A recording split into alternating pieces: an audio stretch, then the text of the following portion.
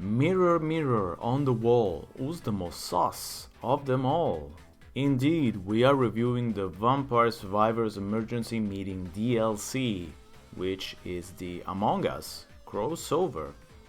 And I'm not sure how to feel about a Vampire Survivors crossover with Among Us, but then again, does it really have to make sense?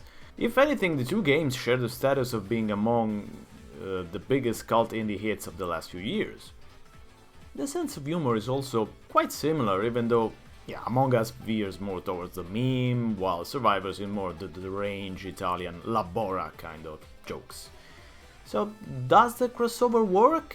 Well, let's find out. Let's dive into Vampire Survivors Emergency Meeting and see what awaits us. So the base of Polo's replica is under attack by a myriad of strange enemies, and it's up to us to check if there are any survivors.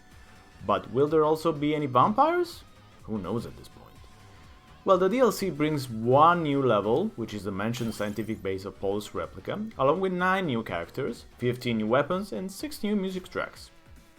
And so far as bang up for your buck goes, and we're talking about a couple bucks or less than 3 euros, right now it's 2 euros at launch, this feels like a deal as good as Tides of the Foscari or Legacy of the Moon, the 2 past DLCs for Vampire Survivors.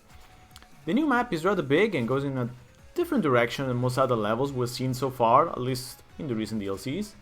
It's much easier to navigate, for once, and all labs have a clearly indicated exit and entrance, so you can go in, collect your crewmates, and get out. Indeed, crewmates from Among Us are present in the game in the form of added resources, which will protect you or attack enemies when they feel like it. They will also provide moral support when leveled up, which mostly translates into bonus stats for your character, again, when they feel like it. The new map also works kinda differently, as it are clearly chock full of references to Among Us, but don't worry, you don't really need to know anything about that game to enjoy this DLC. It is still Vampire Survivors, so if you know that game, you should be fine. There will be a couple of other new mechanics.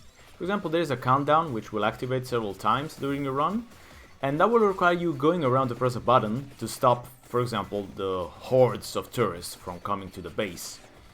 Your reward will be a chunky, sweet ultra bonus chest, so you definitely want that. If you don't press the button in time, you don't want to know what happens, trust me. For those of you who are achievement gluttons, it is good to note, especially since already Steam reviews seem to be going that direction, that these new DLCs, as opposed to past ones, will not bring any new achievements on Steam or Xbox. For me, that's not a deal breaker, and I don't think it should be for anyone, but it's definitely good to know before going in. There is a lot of content to unlock anyway, with new characters being the main dish. Somehow it feels right to play as crewmate Dino, going around killing skeletons in the classic Castlevania-inspired levels of the original base Vampire Survivors. Don't ask me how or why, it just feels right.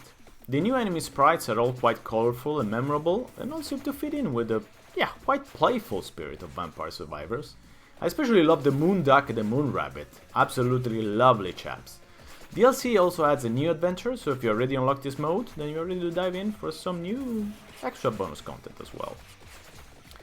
If one thing has to be said about this DLC, I feel it is slightly easier than the other ones. Maybe I've just become the greatest Vampire Survivors player ever. Yeah, right. But I had no problem clearing the level on my first try without really, doing anything special. The other levels of the past DLCs definitely felt a tad more complicated, even for seasoned players. This one feels just going for fun rather than, a challenge. Still, that doesn't take away from the loads of new content that can be found in Emergency Meeting and the stuff that you can unlock as well. So, if you needed an excuse to dive back into Vampire Survivors, I don't know why, but in case, then the Emergency Meeting DLC is a perfect one, even if you're not familiar or even a fan of Among Us.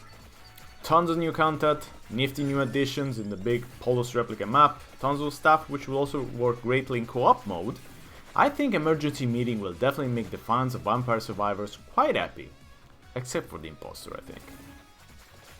So, Boxer Smash rates Vampire Survivors Emergency Meeting DLC an 8.5 out of 10. The DLC adds a lot of sus SUStenance, yes, to Vampire Survivors, and for just a couple of bucks, oh, you can't go wrong.